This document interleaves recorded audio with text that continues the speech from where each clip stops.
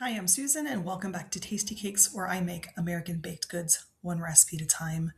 This chocolate almond swirl bread in the City Tavern Baking and Desserts cookbook looked great. I'm a sucker for chocolate and nuts and bread, so this is something I had to try, although it did end up being a little bit labor intensive at first. I didn't realize that I needed to make an almond paste, so you can see me doing that here. Basically, what that consisted of was blanching some almonds really quickly, running them under cold water, getting them to cool down, patting them dry. I should have actually let them dry out a little bit longer than I did, but I thought that they were okay. And then make a simple syrup, equal parts sugar and water. And once that sugar was dissolved, then give that time to cool down. And in the meantime, I'm getting the almonds ready in the food processor. So I'm supposed to finely grind those up, basically as fine as I can. I really should have had a different machine. This is just a regular food processor, which did not work that great, but I did what I could with it. So once those almonds were as finely chopped and processed as I could get them, then I added some powdered sugar, which is what it asked me to do.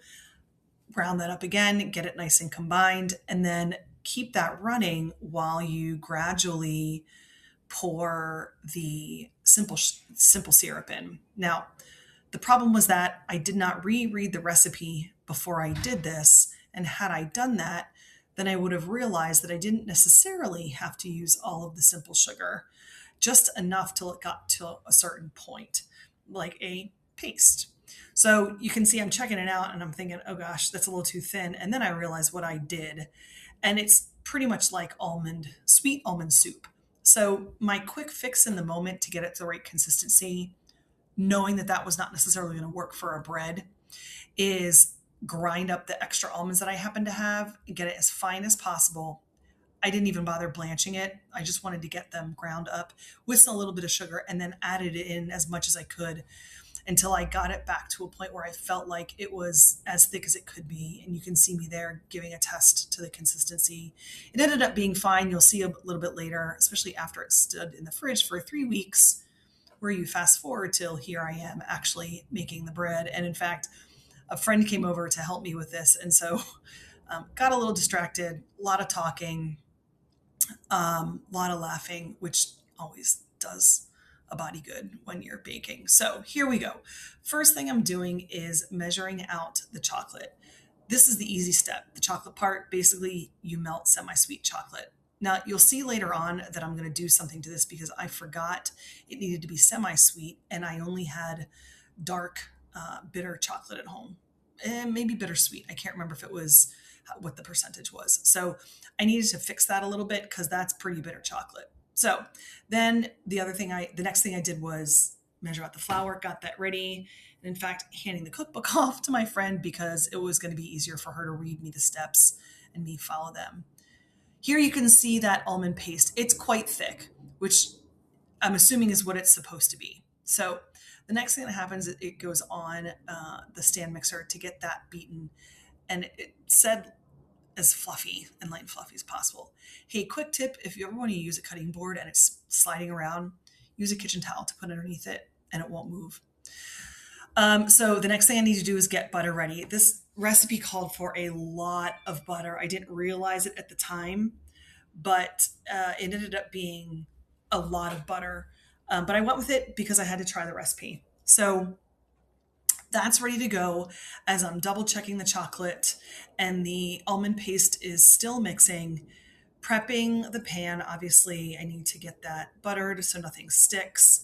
And I had to keep going back and checking this almond paste because I just wasn't entirely sure. So here I am. I actually added a little bit of sugar into that bittersweet chocolate to keep it a little bit sweeter.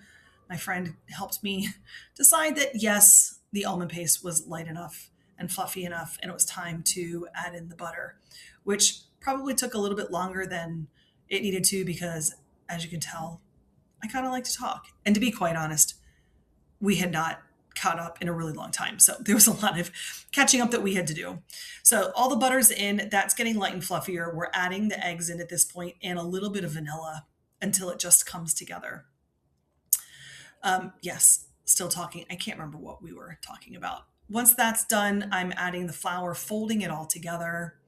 getting it nice and combined, and then it's time to put it all together. So I had to add some of that almond egg flour mixture into the chocolate, basically just to get it to the similar texture and consistency so that it bakes up better. Into the pan, it called to put the rest of the almond mixture in the pan and then dollop the chocolate on top and swirl.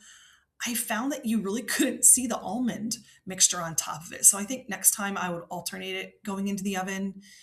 And as it baked up, I wasn't sure it was actually going to turn out okay because there was so much butter and not a whole lot of flour. I didn't know if it was going to have the structure to keep its shape, but actually, in the end, it did. It smelled pretty good. It looked pretty good. It was nice and golden brown, a little bit eggy and spongy for my liking, but pretty interesting. Definitely high in protein with all the almonds and not overly sweet. So it can be a nice little snack. And there you go, our chocolate swirl almond bread. And now here's some behind the scenes of trying to figure out where my friend should stand. Okay, so you are going to be in the video. Reading the recipe to you. And this is going to be an outtake for sure. Go that way. I'm still in the shot there, though. Do you want to? Where do you? Don't worry about it. Don't worry about it. Or I can Just maybe right here. Then am I in the shot? No. Nope. No. And I can see you really well. Okay. But you're, no.